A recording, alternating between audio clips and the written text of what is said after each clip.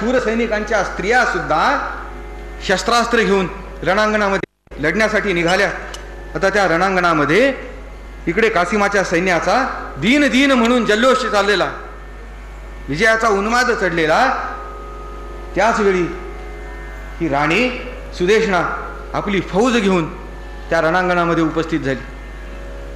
आता राणीच्या सैन्यामध्ये बहुतांश स्त्रिया पाहिल्या आणि या लोकांना आश्चर्याचा धक्काच बसला. ते म्हणले, अरे मी बघतो तेच तुम्ही बघताय, माझ्या डोळ्यावरती विश्वास बसत नाही. म्हणले थोडी जास्तच झाली. राणीस पाहून समरा माझे चकित यवन जागले, म्हणते नवल आज पाहिले. काय भारती अबला नाही, प्रबल शौर्य या परी, वज्रसे कुठून सुमन मंजिरे. क्यों खड़े खड़े सोचते बढ़ो सामने, खूबसूरत परियाती है झगड़ने. ये इनाम है जी जिहाद का अपने, चलो इश्क की धूम मचावो, या परिते बरडते धरण्या विजौरी पाहते. राणीला रणांगणामध्ये पाहिलं, तिच्यासोबत आलेल्या इतक्या स्त्रिया पाहिल्या आणि ह्या लोकांना आश्चर्याचा धक्का बस. ते म्हणले, हिंदुस्थानी स्त्रिया, हिंदू स्त्रिया या चूल आणि मूल एवढंच सांभाळतात असं ऐकलं होतं. ह्या तर रणांगणामध्ये हातामध्ये शस्त्र घेऊन. एक जण म्हणाला, अरे वेडायस का खुळायस, ये इनाम है जी जिहाद का आपने. काय इनाम है? खूबसूरत परिया आती है झगडणे. अरे सुंदर सुंदर पर्या आपल्याला भांडण करण्यासाठी इथे आलेल्या आहेत. हा आपल्या जिहादचा आपल्याला मिळालेला इनाम आहे म्हणा. क्यों खडे खडे सोचते बडो सामने, चलो इश्क की धूम मचाओ, या परी ते बरोबर. राणीने तो सगळा प्रकार पाहिला आणि तिच्या लक्षात आलं की माझ्या हातातल्या बांगड्या पाहून हे लोक उड्या मारतायत. पण ती म्हणाली, या बावळटांना कोणीतरी जाऊन सांगा, त्यांना म्हणावं, पाहून मदीय बांगड्या, पाहून मदीय बांगड्या, मारिता उड्या तुम्ही रोतड्या, परी त्या खोल ठरतील परी त्या. अशी मजा नाही, दणका पाहिजे. ती म्हणते, पाहून मदीय बांगड्या, मारिता उड्या तुम्ही रोकड्या, परी त्या खोल ठरतील. ओठीच्या मिश्या गमवाल रजी जी जी, ओठीच्या मिश्या गमवाल रजी जी जी, ओठीच्या मिश्या गमवाल रजी जी जी. माझ्या हातातल्या बांगड्या पाहून जर तुम्ही उड्या मारत असाल तर तुमचा हा खुळेपणा आहे. ओठावरच्या मिशा सुद्धा गमवायची वेळ येईल, सावध व्हा.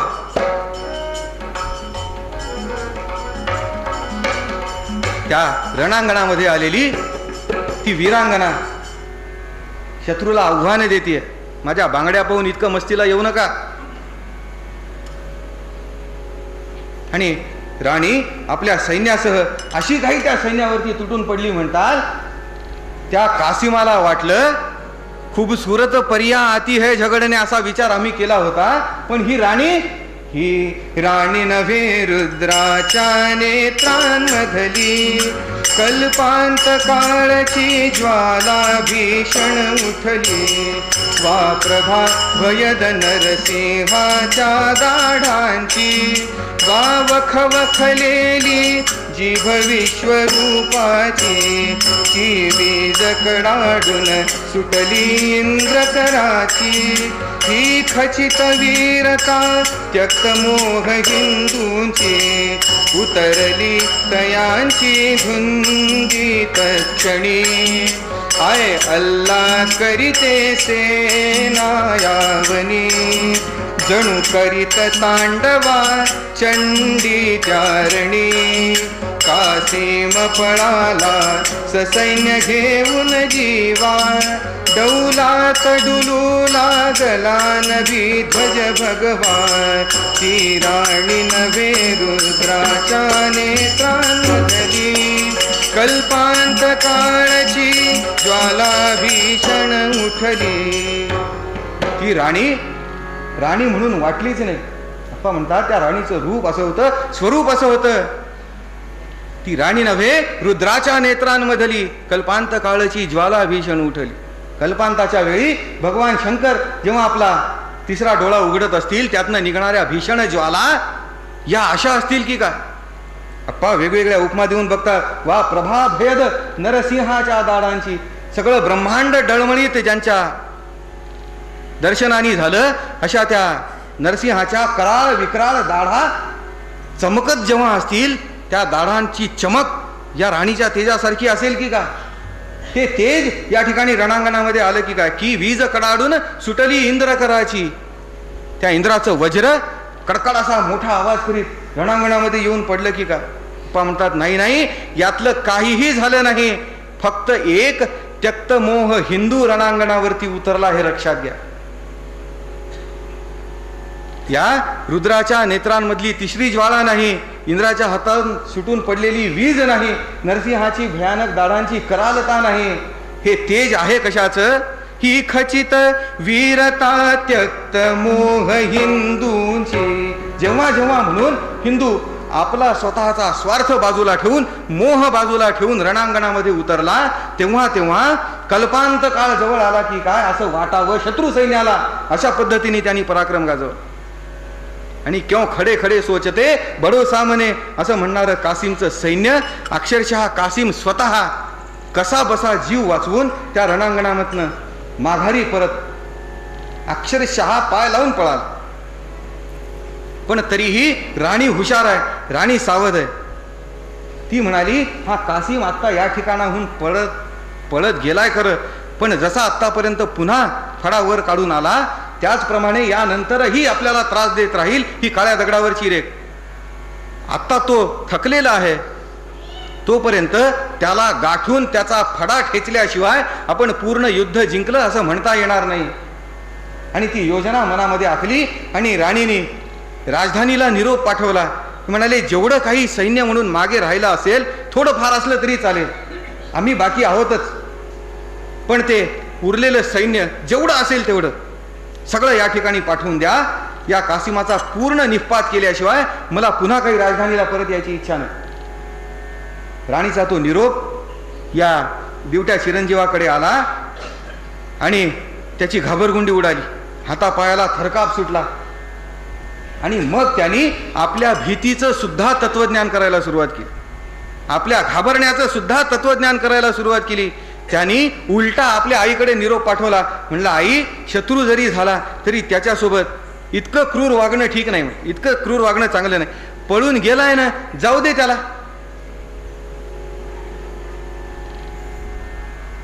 तू तुझं मध्येपर्यंत घुसलेलं सैन्य, आपण युद्ध जिंकलं असलं तरीही कुठलीही अट न घालता परत ये म्हणले. अहिंसा परमो धर्म, अहिंसेसारखं तत्व दुसरं नाही. कशालाही हिंसा करायची जाणून बुजून. आणि म्हणले, तुला काय करायचं असेल ते कर, मी इथलं आणखीन सैन्य आणखीन हिंसा करण्यासाठी काही तुझ्याकडे पाठवत नाही. केवळ तत्वाला चिटकून अव्यवहारिक वागलं म्हणजे त्याचे परिणाम काय होतात याची कल्पना त्या राणीला परिपूर्णपणे आहे. आणि हा निरोप आला, तिने आपल्या डोक्याला हात लावला.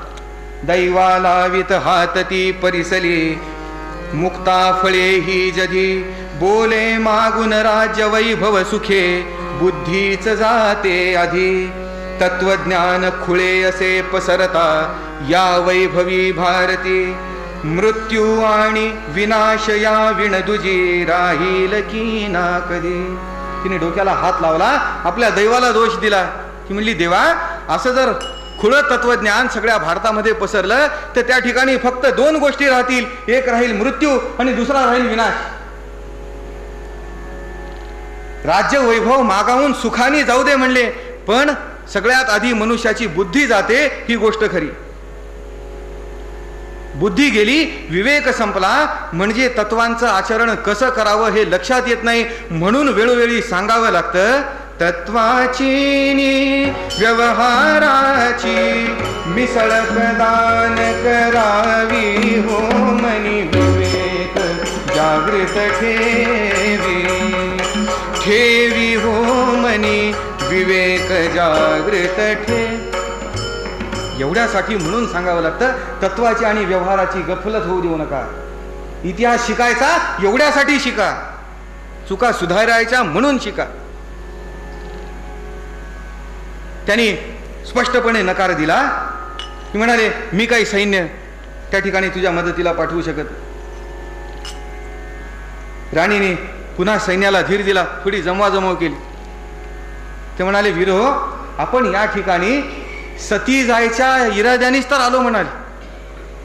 कदाचित भगवंताची तीच इच्छा असेल की आपलं सहगमन पूर्णपणे फलद्रूप व्हावं, ती यथासांग व्हावं, म्हणून ही भगवंताने आपल्याला दिलेली संधी आहे म्हणा. तुम्ही काळजी करू नका, भगवंत आपल्या पाठीशी आहे. नवे नवे तुमचा पराक्रम बघण्यासाठी सगळे देवलोक या रणांगणावरती जमून गर्दी करून राहिलेले आहेत, एवढं लक्षात ठेवा. राणीने सगळी जमवाजमव केली आणि ती कासिमाच्या पुन्हा मागावरती गेली. कासिमाला मागून तिने गाठला. कासिमाच्या सैन्याची पुन्हा दाणादाण उडवली. पण तरीही शूर जरी असली तरीही राणीचा मनुष्य देह आहे. तलवारीचा घाव लागला म्हणजे तो तिचं शरीरही चरचर कापत गेलाच असला पाहिजे. तलवारीचा घाव झाला म्हणजे तिच्याही शरीरातनं रक्ताच्या चिळकांड्या उडल्याच असल्या पाहिजेत. आपांनी वर्णन केलंय, अक्षरशः पळस फुलावा तशा पद्धतीने या राणीचा देह त्या जखमांनी लाल भडक होऊन फुलून गेल्यासारखा दिसत होता. पण तरीही तो द्वेष मनामध्ये ठेवून राणी लढतीये. काय जिद्द असेल, काय ती ताकद असेल, असंच वर्णन आपल्याकडे बाजीप्रभू देशपांड्यांचं सुद्धा आहे. तासन तास अगदी मुठभर सैन्यानिशी ती खिंड लढवायची. या जिद्दीवरती हा शूरवीर त्या ठिकाणी खिंडीमध्ये उभा आहे, रस्ता अडवून उभा आहे. आणि त्यांनी महाराजांना वचन दिलेलं आहे. म्हणले, महाराज तुम्ही गडावर पोचल्यानंतर तोफेचे 3 बार करा. ते 3 बार ऐकण्याच्या आधी मी ही खिंड सोडणार नाही, हे माझं तुम्हाला वचन आहे. एक एक फळी शत्रू सैन्याची आपटावी आणि खडकावरती आपटल्यासारखी डोकं फोडून घेऊन वापस जावी. पण त्यामध्ये बाजीप्रभूंचं शरीर सुद्धा इतकं छिन्न भिन्न झालं. सावरकरांनी हे सगळं प्रकरण जेव्हा वाचलं तेव्हा सावरकरांनी विचार केला, देवा, कधी एकदा तरी बाजीप्रभूंच्या मनामध्ये आमच्यासारख्या सामान्यासारखा विचार आला असेल का? शेवटी त्यांचंही मानवी शरीर आहे, वेदना त्यांनाही आहेत, त्रास त्यांनाही आहे. देवा, त्या पठ्ठ्यानी कधी एकदा तरी तुझी विनंती केली आहे, शरणार कधी हे शरणार कधी रणप्रभू तरी हे कुठवर वाहू घावशील. पण सावरकर म्हणतात, हा तिथे खिंड लढवणारा काय कोणी लेचा पेचा? हे म्हणतात, बाजीप्रभू वारंवार विचारतायत, तोफांचा आवाज झाला, तोफांचा आवाज झाला? नाही बाजी, अजून झाला नाही म्हटल्याबरोबर गलित गात्र होऊन पडलेले त्या बाजीप्रभूंनी नवीन जोमानी नवीन ऊर्जेनी उसळी मारावी आणि सांगावं, म्हणावं, मृत्यूला सांगा, तोफे आधी नमरे बाजी, सांगा मृत्यूला, तोफेच्या आधी हा बाजी तुला शरण येणार नाही, हे मृत्यूला ठणकावून सांगा म्हणा. हा एकदा माझे महाराज गडावरती पोचले, त्या तोफांचे आवाज माझ्या कानावरती आल्यानंतर मी माझ्या या सगळ्या जखमांच्या अलंकाराने तुझं हसत स्वागत करायला तयार आहे, एवढा माझा निरोप मृत्यूपर्यंत पोचवा.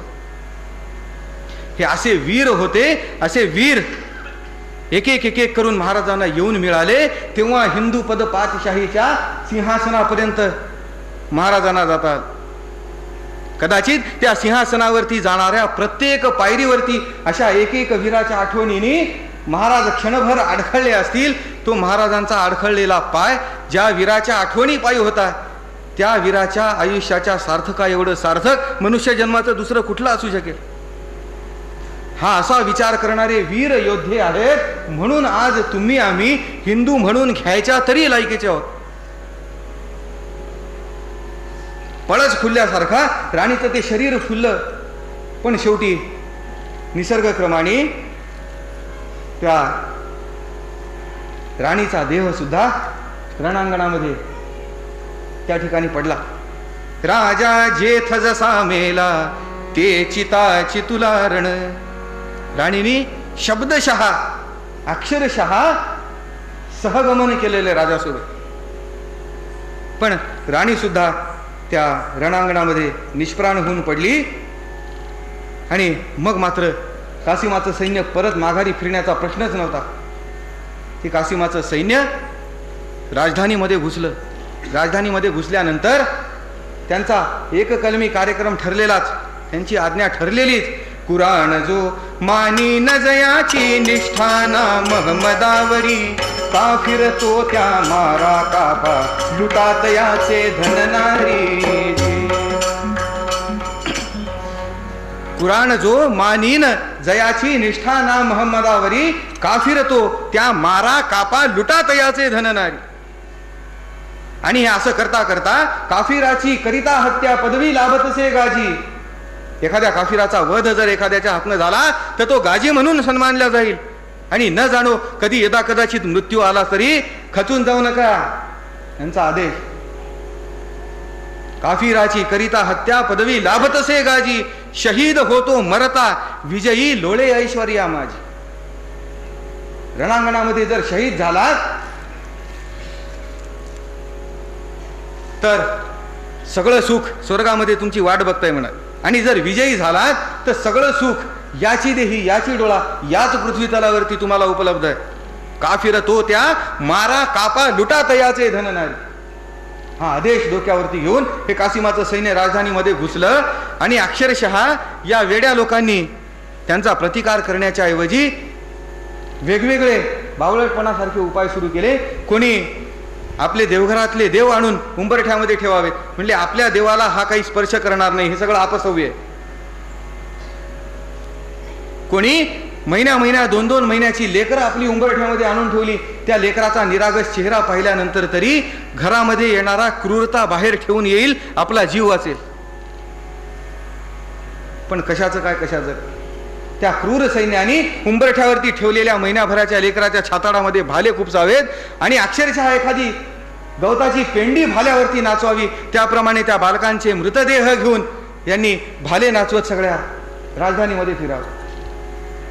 हे सगळं पाहून सुद्धा या दिवट्या राजपुत्राला अक्कल आली नाही.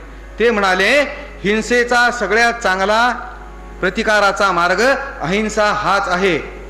कुणी कितीही अत्याचार केले तरीही धैर्याने अहिंसेने त्याच्या समोर उभं राहा. धैर्याने त्याच्या समोर उभं राहून त्याला तोंड द्या. एक न एक दिवस अशी वेळ येईल म्हणाले की लोक म्हणतील, दे दी हमें आजादी बिना. तुम्ही काय लक्षात ठेवाल ना, रणाविण स्वातंत्र्य कोणा मिळाले म्हणणारे मूर्ख.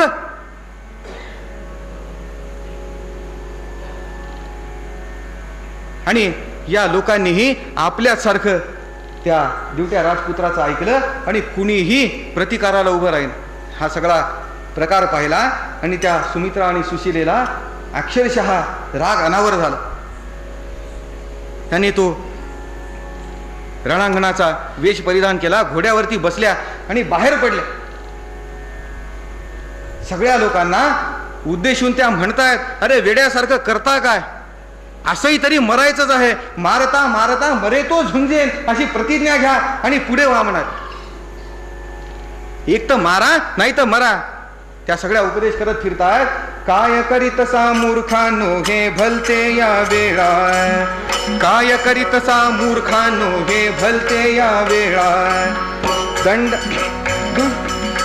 दुष्ट भाव का दंडा वाचून केव्हा पालटला. धैर्य धरा संघ करा घ्या हाती भाला. काय करीतसा मूर्खानो हे भलते या वेळा. बुद्धी भ्रमली युवराजाची म्हणून तसे बदला. काशशीने निज किरणे पत्तर वितळविला. काय करीतसा मूर्खानो हे भलते या वेळा. मारा किंवा मरा मारता उजळा कीर्तीला. यानी ती कन्या ती बोलत लोकाला. काय करीतसा मूर्खानो हे भलते या वेळा. हे भलतं काय तुम्ही अवलंबलंय. अरे अशानी कोणाचा दुष्टभाव कधी केला? देव दारामध्ये आणून ठेव, लेकरं उंबरठ्यामध्ये ठेव, अशानी काही व्हायचं नाही. जे मिळेल ते हत्यार घ्या आणि यांच्यावरती तुटून पडा. एरवी तरी मरायचंच आहे म्हणले. शेवटी स्वधर्मे निधनम श्रेय परधर्मो भयावह. जगलात तर स्वत्वाला मुकाल, हिंदुत्वाला मुकाल. मेलात तर राष्ट्रासाठी मेलात, एवढं तरी समाधान राहील. उठा, बाहेर पडा, प्रतिकार करा. पण शेवटी कुणीही ते ऐकण्याच्या मनस्थितीमध्ये नव्हतं. या दोघी हा संदेश देत फिरतायत. समोर दिसेल त्या शत्रूला कापत सुटतायत हे पाहिलं आणि कासिमाने आदेश दिला, या दोघींना पकडा म्हणला. आता या दोघी हातामध्ये वीज धरण्यासारखं प्रकरण होतं. शेवटी 10-20 आपल्या सैनिकांचा बळी दिल्यानंतर मग या 2 वाघिणी कासिमाला आपल्या काबूमध्ये करता आल्या. त्यांना बंदिवासात घेतलं आणि कासिम त्या दिवशी पहिल्यांदा कुणीतरी परकीय परधर्मीय या हिंदू राष्ट्राच्या सिंहासनावरती आरूढ झाला. तो मोहम्मद बिन कासिम राजा दाहिराच्या सिंहासनावरती येऊन बसला आणि त्याने पकडून आणलेल्या त्या राजपुत्राला म्हणायला सुरुवात केली. तो म्हणाला, मियाँ आपका शुक्रिया तो अदा करना ही पड़ेगा. अगर आप वक्त पे हमारा साथ नहीं देते तो बोले हम तो कब का भाग चुके होते. आज हम यहाँ बैठे हैं आपकी वजह से है. आपका शुक्रिया कैसे अदा करे हमें समझ में नहीं आता. आता त्या राजपुत्राला जो आनंद झाला म्हणतात, तो म्हणाला, नहीं नहीं इसमें क्या है, ये तो हमारा फर्ज है, आइए घर आप खाइए. अतिथी देवो भवा हे आम्हाला सांगून गेले म्हणले आमचे पूर्वज. तुम्ही आमचे अतिथी आहात, देवाचं रूप आहे, तुम्ही तिथे बसलेले किती छान दिसता म्हणून. आणि तो कासिम जो हुरळून जायला लागला, तो म्हणला, वा वा क्या बात. तितक्यात सैनिकांनी त्या सुमित्रा सुशीलाला धरून तिथे आणून उभं केलं आणि कासिमाची दृष्ट पहिल्यांदा या दोघींवरती पडली. त्यांनी ते तेज पाहिलं आणि कासिम आश्चर्याने थक्क झाला. तो म्हणला, असं तेज कुठल्याही स्त्रीच्या ठिकाणी आजपर्यंत मी पाहिलं नाही, असं सौंदर्य कुठल्याही स्त्रीच्या ठिकाणी पाहिलेलं नाही. ताबडतोब त्याच्या मनामध्ये विचार आला. तो म्हणला, ही मोठी मी ठेवून घेतो आणि धाकटी माझ्या खलिफाला अर्पण करतो. कोट्यावर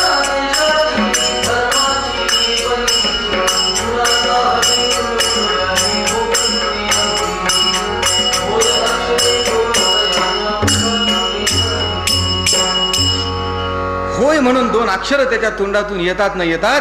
डोळ्याचं पातळ लवतं न लवतंय एवढ्यात त्या सुमित्रेने आपल्या कमरेचं खंजीर उपसला. समोर सरसावली, धाड दिशी आपल्या भावाच्या छाताडामध्ये खुपसला. म्हणते, करंट्या कुलबुडव्या, तू याला हो म्हणून म्हणालास, हे तुझ्या कृतीचं फळ आहे म्हणून. ते सगळं डोळ्याचं पातळ लवायच्या आत घडलेला प्रकार पाहिला. स्वतःच्याच भावाच्या छाताडामध्ये धाडकन खंजीर खुपसलेला पाहिला आणि रागाने थरथरताना त्या वाघिणीला पाहिलं आणि कासिम घाबरला. तो म्हणाला, तुरंत इसको कैद करो. कारण त्याला माहिती होतं दुसरा नंबर आपला आहे. टाणकर इथं उडी मारून आपली तर काय करा, काही कळायच्या आत सुपडा साफ. पुन्हा त्या सुमित्रेला धरलं. तो म्हणाला, या दोघींना एकत्र बंद करू नका. म्हणले, एकच आहे तर असं आहे, दोघी एकत्र असल्या तर काय करतील याचा भरोसा नाही. म्हणजे दोघींना वेगवेगळं कैद करा. त्या दोघींना वेगवेगळं कैद केलं. युवराज तर संपलेलेच होते. अहिंसा अहिंसा करत हिंसेच्या मार्गाने सोडून निघून गेले.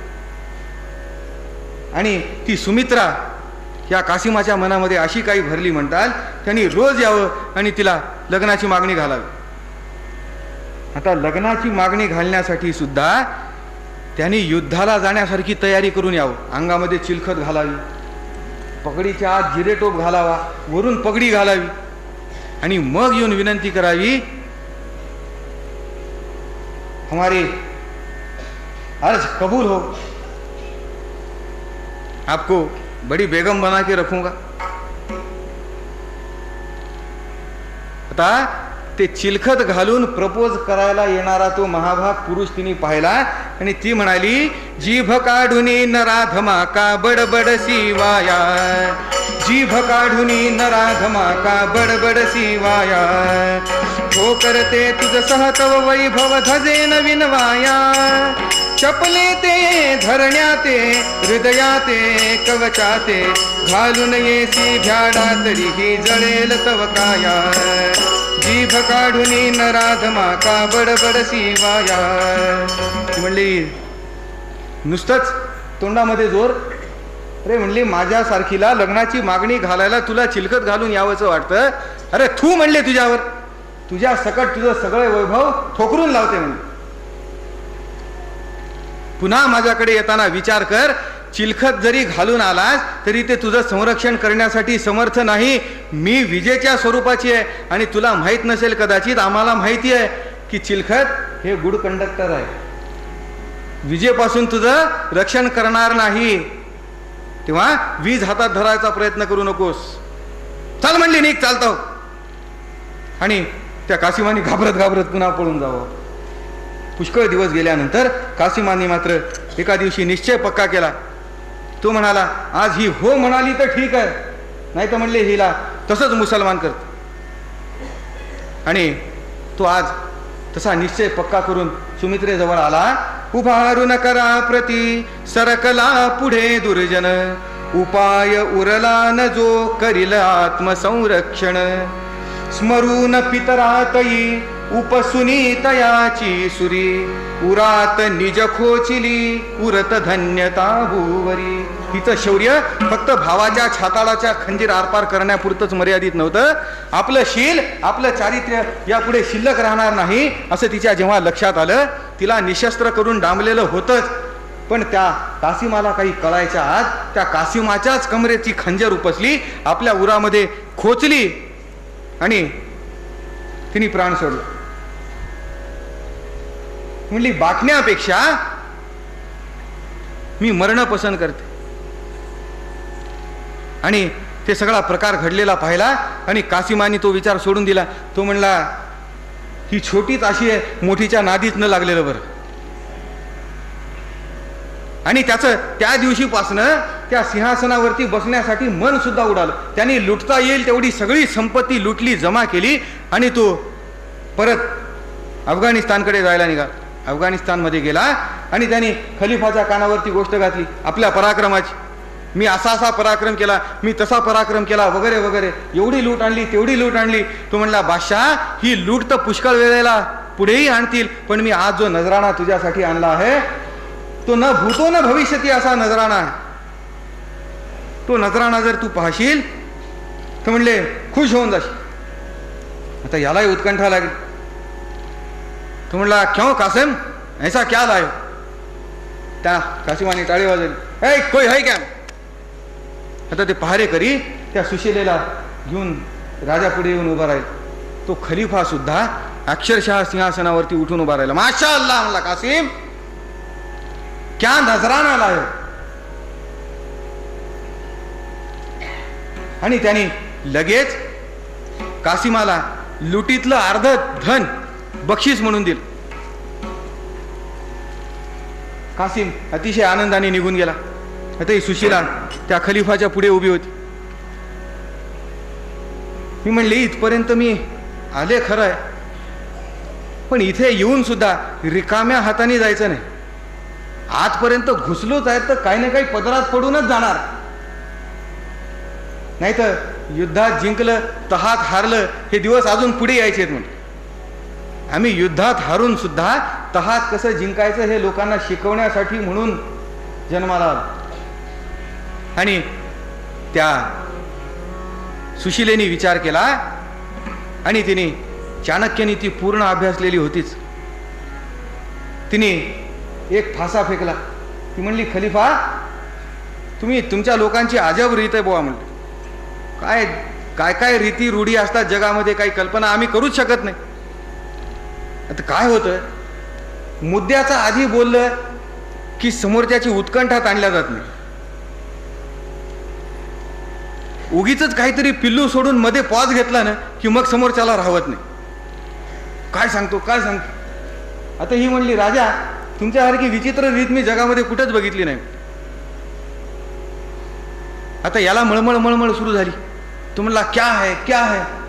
ती म्हणली कुछ नहीं जाने दो कुछ नहीं जाने दो. आता ती कुछ नाही करती. तो याला आणखीन ऊत यायला लागला. म्हणला नाही नाही आपको तो बताना ही पडेल.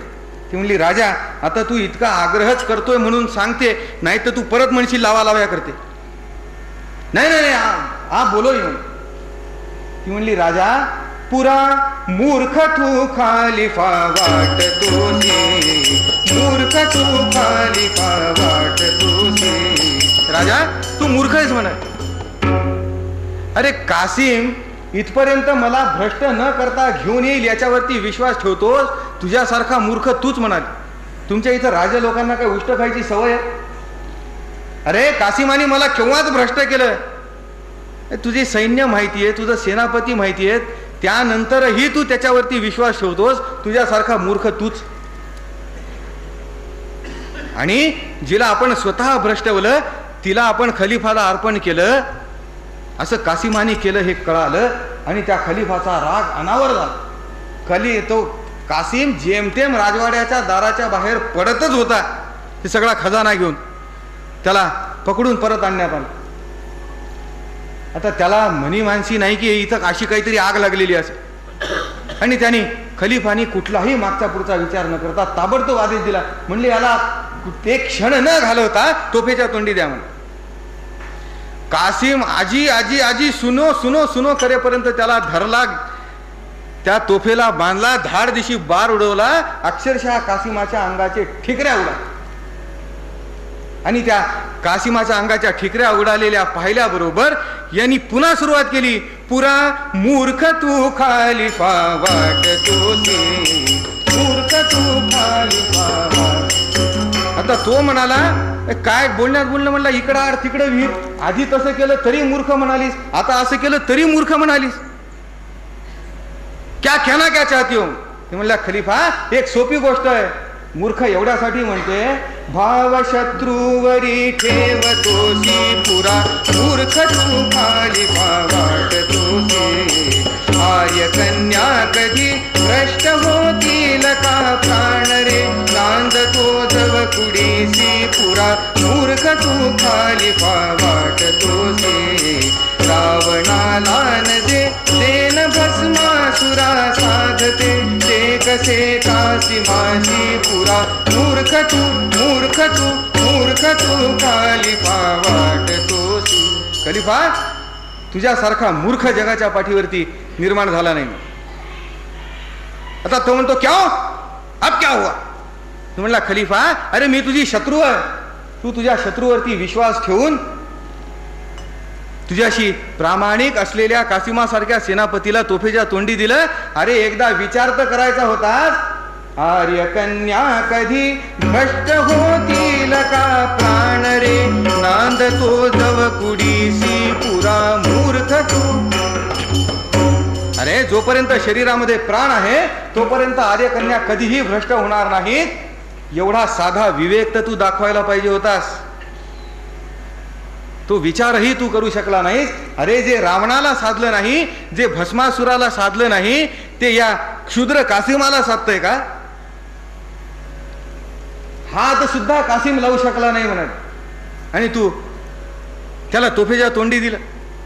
आता दोन्हीकडून मूर्खात काढलं गेलं म्हटल्याबरोबर त्या खलिफाच्या तळपायाची आग मस्तकाला गेली आणि तू ओरडून त्याच्या सुशीलेच्या अंगावरती म्हणतो क्या बकती है ये साली तुम समझ रही क्या मुझसे, क्या बकती है ये साली तुम समझ रही क्या मुझसे, सूरत तुम्हारी चाहता नहीं मैं, जल्द जला दो इससे ये है शैतानी, न रखो इसकी निशानी ये है शैतानी. क्या बकती हो, मुझे बेवकूफ बनाया. ये शैतान की औलाद है, इसे एक मिनिट भी नहीं रखना, इसे जल्दी जला दो. आता जल्दी जला दो म्हटलं आणि सुशीलेचा जीव असा काही भांड्यात पडला म्हणतात. ती म्हणली हुश. जिंदा चिनवा दो म्हणलं असतं तर परेशानी झाली असती. जिंदा जला दो म्हणलास माझ्या रीती रिवाजांप्रमाणे माझा शेवट होईल. पण मला त्या गोष्टीचं दुःख नाही. मरते मी स्वदेशासाठी, मरते मी स्वदेशासाठी, मरते मी स्वदेशासाठी, मला वैकुंठी देईल जग जेठी. स्थान ते अतिसन्निध साचे, स्थान ते अतिसन्निध साचे, कराया रक्षणशीलाचे रजी जी जी, कराया रक्षणशीलाचे रजी जी जी. मी स्वदेशासाठी, स्वधर्मासाठी, स्वराष्ट्रासाठी माझ्या प्राणांचं बलिदान देतेय. मला तो भगवंत त्याच्या अतिशय जवळ वैकुंठामध्ये स्थान देईल याबद्दल माझ्या मनामध्ये काळी मात्र शंका नाही. तिला जिवंत जाळण्याचा आदेश दिला आणि महाराजांनी वर्णन केलं. मध्ये तिजसी बांधिले, मध्ये तिजसी बांधिले, रचून भोवतीला कडे, कुणान बघवे परी तदिय दीप्त तेजाकडे. सुहास्य जळते हृदी धरून घट्ट गीते प्रत, मुखी वचन मोस्तुते जय नमोस्तुते भारत. आणि काल जसं आपण पाहिलं की मोठी लोक त्यांना प्रेरणा देणाऱ्या ज्या ज्या वस्तू आहेत त्या त्या स्वतःच्या सोबत घेऊन हिंडतात स्वतःच्या श्वासापर्यंत, शेवटच्या श्वासापर्यंत. त्याप्रमाणे या सुशीलेने गीतेची एक प्रत स्वतःजवळ बाळगलेली होती. ती म्हणली जीवन जगावं कसं याचं सगळ्यात चांगलं तत्वज्ञान ज्या ग्रंथामध्ये सांगण्यात आलं आहे तो ग्रंथ आत माझ्या हातात आहे. मला वाईट वाटायचं, वेदना व्हायचं काय कारण आहे? कारण मला माहिती आहे मला उभं करून जिवंत जरी जाळण्यात आलं तरीही नयनम छिंदंती शस्त्राणी नयनम दहती पावकः हे माझं स्वरूप आहे. आणि ते तसं असल्यामुळे वेदना ज्या होतील त्या शरीराला होतील तर होतील, ते तसंही इथं सोडून जायचंच आहे. पण मला प्रत्यक्ष परमात्मा जवळ करील हा मला विश्वास. कारण मी स्वतःच्या देशासाठी, स्वतःच्या राष्ट्रासाठी, स्वतःच्या धर्मासाठी म्हणून जाते. राजा दाहिराच्या अविवेकाला या राणीच्या आणि सुमित्रा सुशीलेच्या विवेकाची एक झळाळती छोटीशी का होईना पण सोनेरी किनार आहे. या हिंदू राष्ट्राच्या पहिल्या अपयशाला का होईना या यशाची छोटीशी का होईना झालर आहे. आणि ती तशी यशाची किनार, ती तेजाची किनार, ती यशाची किनार त्या या अपयशाला सुद्धा देऊ शकल्या. कारण मनी विवेक जागृत ठेवी, ठेवी हो मनी विवेक जागृत ठेवी. नेहमी विवेक जागृत असला पाहिजे. तत्व आणि त्याचा व्यवहार या दोन वेगळ्या गोष्टी आहेत हे आपल्याला लक्षात आलं पाहिजे. व्यष्टी आणि समष्टी ह्या दोन वेगळ्या गोष्टी आहेत हे आपल्याला लक्षात आलं पाहिजे. धर्म म्हणजे काय, अधर्म म्हणजे काय याबद्दलच्या आपल्या डोक्यातल्या व्याख्या अतिशय स्पष्ट असल्या पाहिजेत. आणि त्या आधारावरती आपण जर आपलं आयुष्य जगण्याचा प्रयत्न केला तर आपण विवेक केला असं होईल. जो विवेक केला तर आपण गेलेलं वैभव परत मिळवू शकतो असं सगळ्या संतांचं वचन आहे, सगळ्या संतांचं आश्वासन आहे. तो विवेक प्रत्येक क्षणाला, प्रत्येक श्वासासकट आम्हाला करता यावा. नव्हे विवेकच आमचा स्थायी भाव व्हावा, विवेकच आमचा सहज स्वभाव व्हावा असं मागणं आज या ठिकाणी अप्पांच्या आणि दादांच्या चरणी करू आणि पूर्णविराम. अनंत अपराधाच्या राशी पोटी घालणे, देवा पोटी घालणे, महान पापी मी परिमद तू, पतित पावन ऐसे अपना नाम धरिलेसी, देवा नाम धरिलेसी. आता पतिता उपेक्षणे योग्य नव्हे तुझसी, दीनानाथा विश्वंभरा करुणावतारा, देवा करुणावतारा. दास गणूला नको लावू विमुख मागारा, देवा हो नाम जानी मनी तुझी मूर्ती, देवा मनी तुझी मूर्ती. घडो कीर्तन सेवा देवा, प्रतिवर्षाची वारी रामा पंढरीची हो, देवा पंढरीची हो. तुझिया समचरणांचा प्रेमा वाढत की जावो, साधू संतांची ती हो सदैव मज देती, देवा सदैव मज देती. दास गणू म्हणे वस्ती राहो,